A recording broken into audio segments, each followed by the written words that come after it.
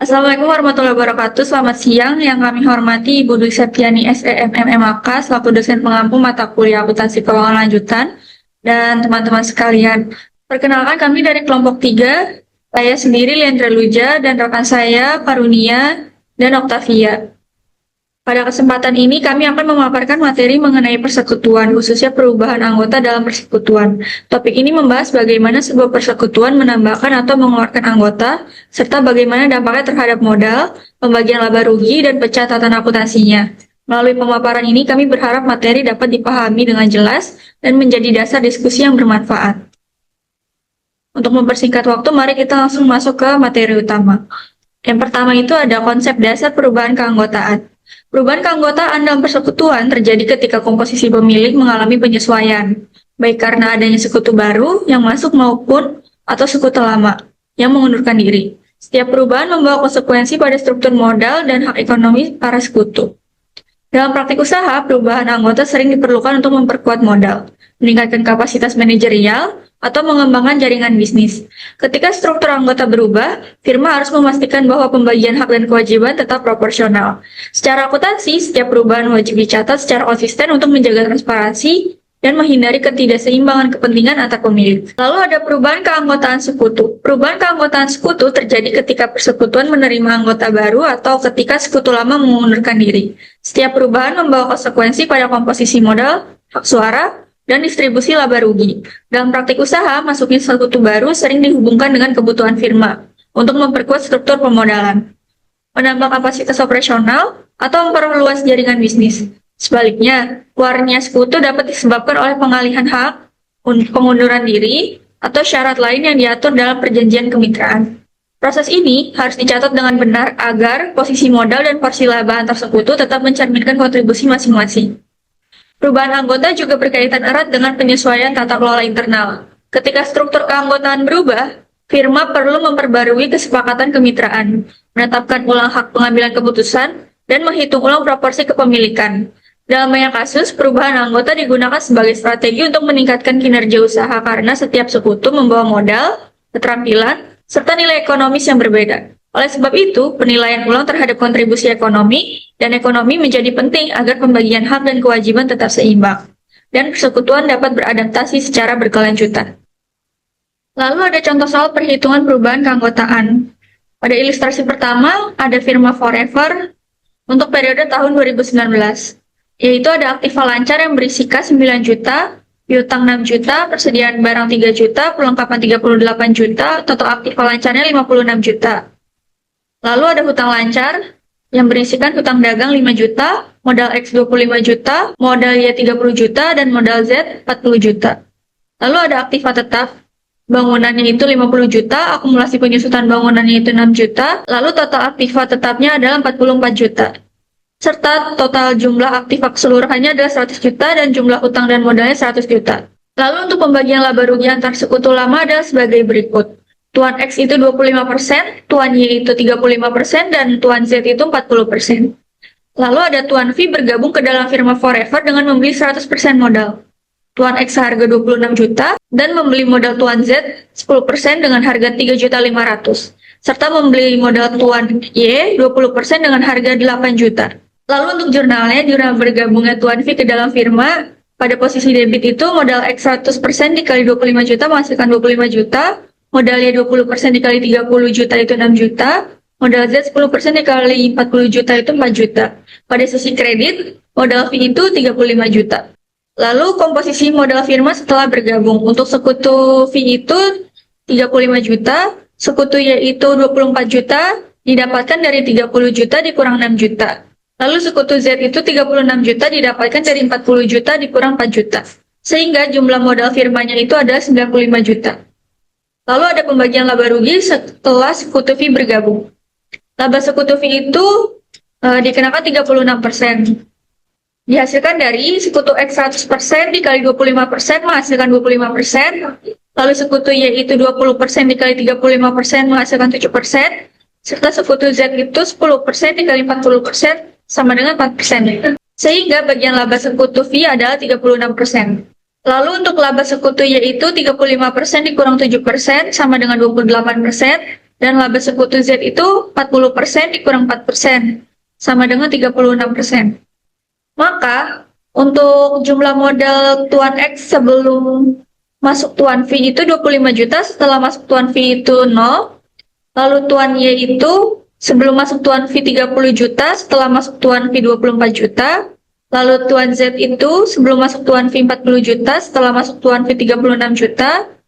Dan Tuan V sebelum masuk Tuan V itu 0 dan setelah masuk Tuan V itu 35 juta. Sehingga totalnya sebelum masuk Tuan V dan setelah masuk Tuan V itu 95 juta. Untuk Tuan X pada pembagian laba sebelum masuk Tuan V itu 25%, setelah masuk Tuan V itu 0, dan Tuan Y sebelum masuk Tuan V itu 35%, setelah masuk Tuan V itu 28%. Untuk Tuan Z itu sebelum masuk Tuan V 40%, setelah masuk Tuan V 36%. Untuk Tuan V itu sebelum masuk Tuan V itu 0, dan setelah masuk Tuan V itu 36%. Untuk total pembagian laba sebelum masuk Tuan V itu 100%, dan setelah masuk Tuan V itu 100%. Selanjutnya akan dilanjutkan oleh rekan saya, Octavia. Selanjutnya yaitu cara masuknya sekutu baru. Sekutu baru dapat masuk ke dalam persekutuan melalui dua mekanisme utama, yaitu pembelian hak sekutu lama atau penyetoran investasi langsung ke firma. Pada mekanisme pembelian hak, transaksi terjadi antar pemilik, sehingga firma tidak menerima tambahan aset. Perubahan hanya terjadi pada saldo modal sekutu yang menjual dan sekutu baru yang memperoleh hak tersebut. Cara ini sering digunakan ketika perusahaan tidak sedang membutuhkan tambahan modal, namun ingin mengubah struktur kepemilikan. Sebaliknya, penyetoran investasi langsung menyebabkan aset firma meningkat, karena sekutu baru membawa tambahan kas atau aset lain yang memperkuat posisi finansial perusahaan. Mekanisme ini umum digunakan untuk ekspansi usaha, peningkatan modal kerja, atau peningkatan skala operasi. Kedua cara masuk ini memerlukan penyesuaian akuntansi agar komposisi modal dan pembagian laba mencerminkan kontribusi ekonomis masing-masing sekutu. Selain itu, perubahan anggota melalui kedua mekanisme ini biasanya disertai pembaruan kesepakatan kemitraan agar hak suara, tanggung jawab, dan struktur kepemilikan tetap jelas dan seimbang bagi seluruh sekutu. Masuknya sekutu baru melalui pembelian hak. Masuknya sekutu baru melalui pembelian hak terjadi ketika pihak yang bergabung memperoleh sebagian atau seluruh hak modal sekutu lama melalui transaksi antar pemilik.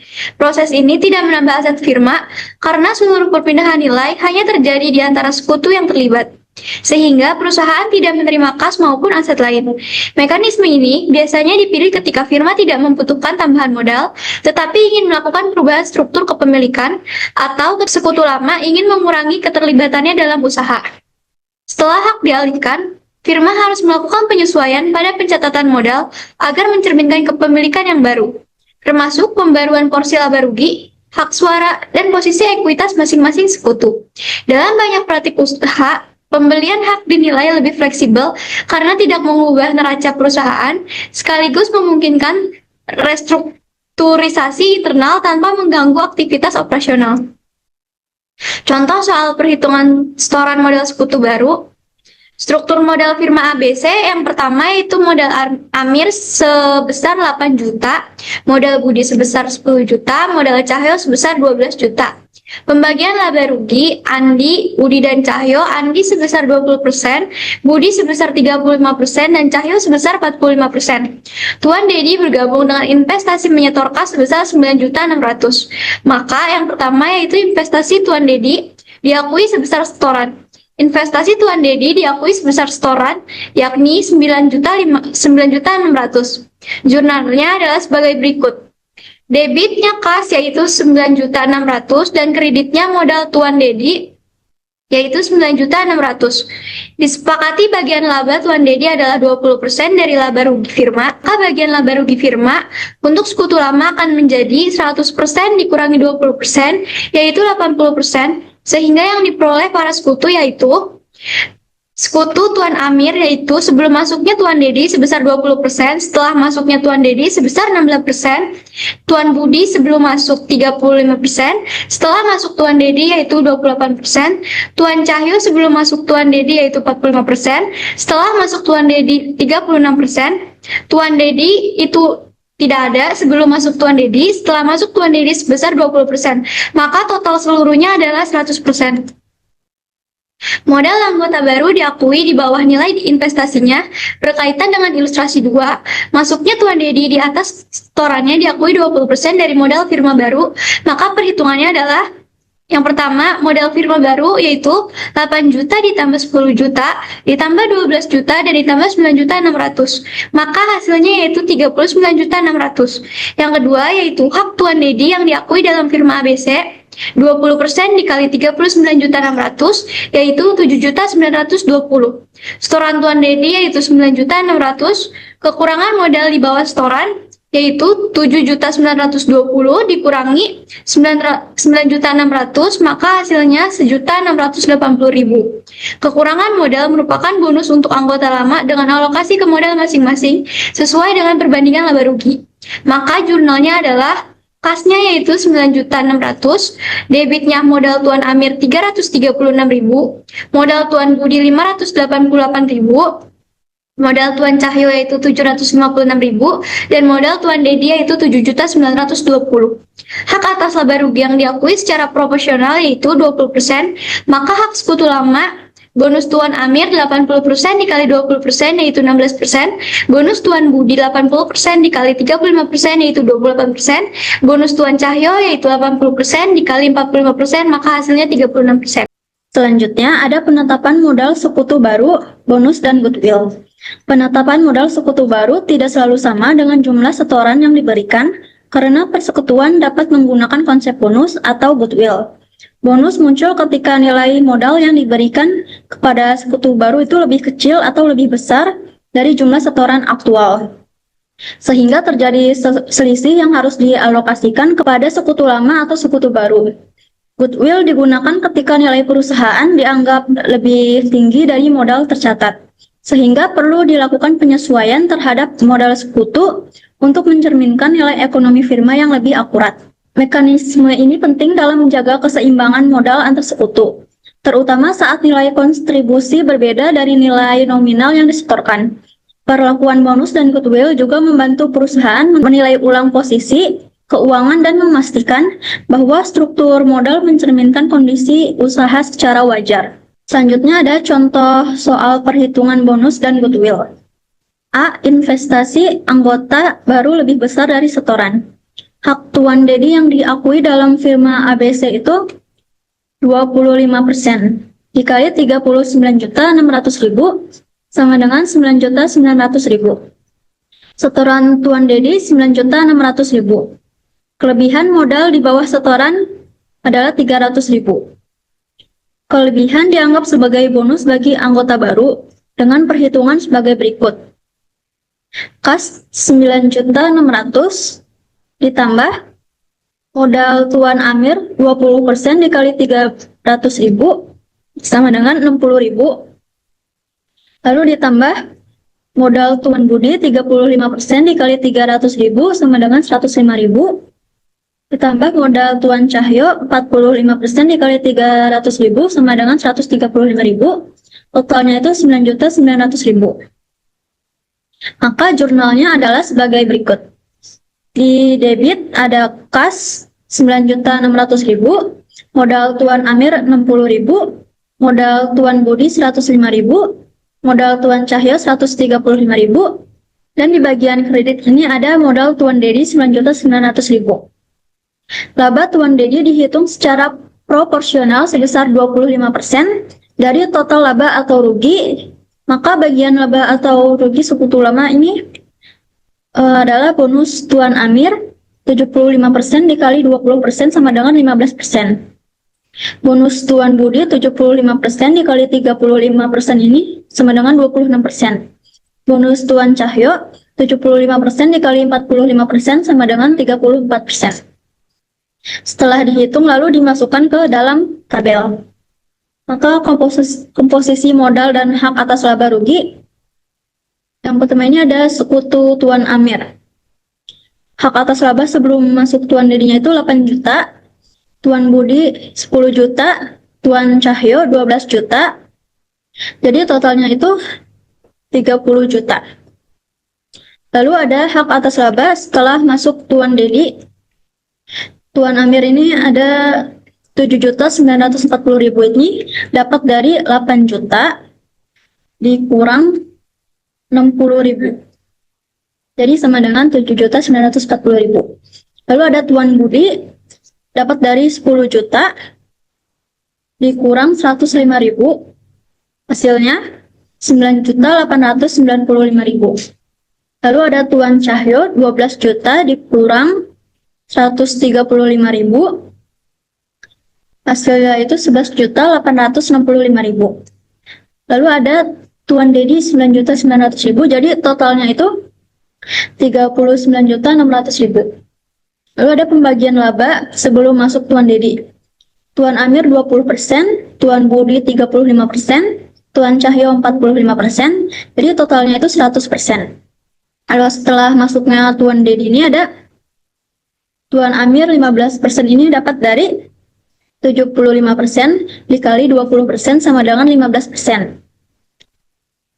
Tuan Budi ini 75% dikali 35% sama dengan 26,25%. Lalu Tuan Cahyo sini ada 75% dikali 45% sama dengan 33,75%. Tuan Dedi 25%, jadi totalnya 100%. Kelebihan dianggap sebagai goodwill bagi anggota baru. Maka jurnal yang terbentuk adalah di debit ini ada kas 9.600.000 dan goodwill 300.000. Di bagian kredit ada modal Tuan Dedi 9.900.000. Selanjutnya, bagian B, modal sekutu baru dicatat setelah pembukuan goodwill untuk sekutu lama. Sini ada ilustrasi 3. Sekutu Tuan D dengan investasi 9.600.000 diakui nilainya 24% dari total modal firma baru, maka perhitungannya adalah modal firma baru 100 dibagi 24 dikali 9.600.000 itu hasilnya 40 juta. Lalu ada modal firma yang sesungguhnya 39.600.000. Jadi goodwill yang dibentuk itu 400.000. Jurnal masuknya Tuan Dedi akan dicatat oleh firma sebagai berikut. Di kas ada 9.600.000. Lalu goodwillnya 400.000. Di bagian kreditnya ada modal Tuan Amir 80.000, modal Tuan Budi 140.000, modal Tuan Cahyo 180.000, dan modal Tuan Dedi 9.600.000. Lalu yang pertama ini ada bagian laba rugi firma setelah bergabungnya sekutu Dedi akan menjadi, pertama ini Tuan Amir 100% dikali 24% dikali 20% sama dengan 15,20%. Tuan Budi 76% dikali 35% sama dengan 26,60%. Tuan Cahyo 76% dikali 45% sama dengan 34,20%. Jadi jumlahnya itu 100%. Lalu di sini ada yang nomor 2 ini perhitungan komposisi modal dan hak atas laba dan rugi adalah sebagai berikut.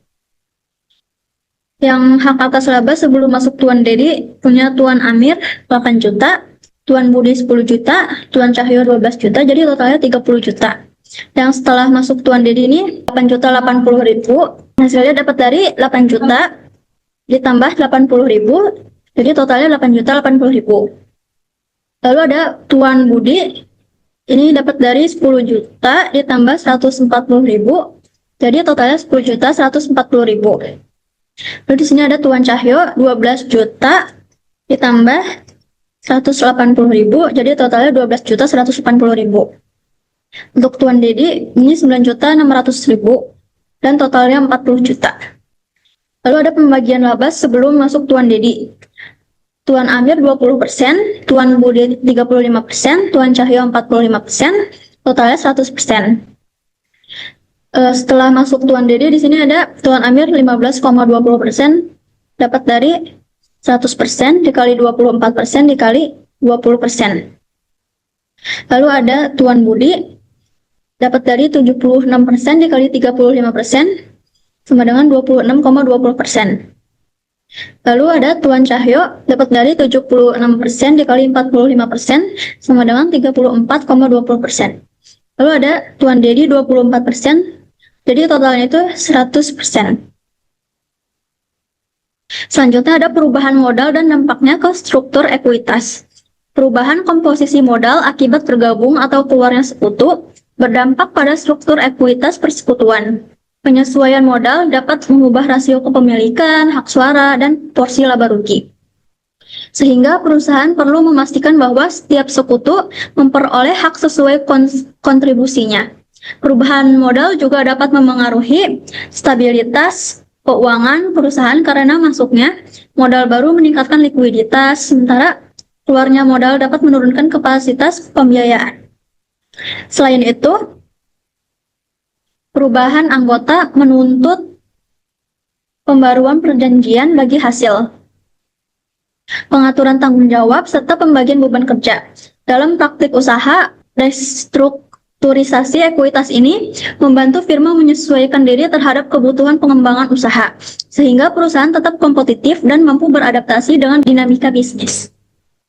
Selanjutnya ada implikasi keuangan setelah perubahan keanggotaan. Perubahan keanggotaan persekutuan terjadi ketika sekutu baru masuk atau sekutu lama keluar, dan hal ini memengaruhi komposisi modal, pembagian laba rugi, serta struktur ekuitas firma. Sekutu baru dapat bergabung dengan cara membeli hak sekutu lama atau dengan menyetor modal langsung ke persekutuan. Jika masuk melalui pembelian hak, transaksi hanya terjadi antara sekutu baru dan sekutu lama, sehingga aset firma tidak berubah. Yang berubah itu hanya perpindahan modal dan presentase laba rugi. Namun jika sekutu baru menyetor modal ke firma, total modal perusahaan meningkat dan pembagian laba rugi perlu disesuaikan sesuai kesepakatan baru. Dalam penyetoran modal, nilai modal yang dicatat dapat sama, lebih kecil atau lebih besar dari jumlah setoran. Ketika lebih kecil, selisihnya itu menjadi bonus untuk sekutu lama. Dan jika lebih besar menjadi bonus untuk sekutu baru. Selain bonus, selisih nilai juga dapat dicatat sebagai goodwill yang mencerminkan nilai lebih perusahaan atau sekutu tertentu. Perubahan-perubahan ini berdampak langsung pada struktur ekuitas, hak kepemilikan, serta distribusi laba rugi, sehingga setiap perubahan anggota harus dicatat dan disepakati dengan jelas agar posisi keuangan persekutuan tetap seimbang dan adil bagi seluruh sekutu. Kesimpulan dari materi yang kami sampaikan hari ini, yaitu perubahan anggota dalam persekutuan terjadi saat sekutu baru masuk atau sekutu lama keluar. Dan hal ini memengaruhi komposisi modal, hak suara, serta pembagian laba rugi. Sekutu baru dapat bergabung dengan membeli hak sekutu lama atau menyetor modal langsung, yang masing-masing memiliki dampak berbeda terhadap aset perusahaan. Dalam prosesnya, penetapan modal bisa melibatkan bonus atau goodwill, jika nilai setoran tidak sama dengan modal yang disepakati. Karena itu, setiap perubahan harus dicatat secara konsisten dan disertai pembaruan perjanjian agar hak, kewajiban, serta porsi kepemilikan tetap seimbang dan mencerminkan kontribusi para sekutu. Sekian presentasi dari kami, kurang lebihnya mohon maaf. Wassalamualaikum warahmatullahi wabarakatuh.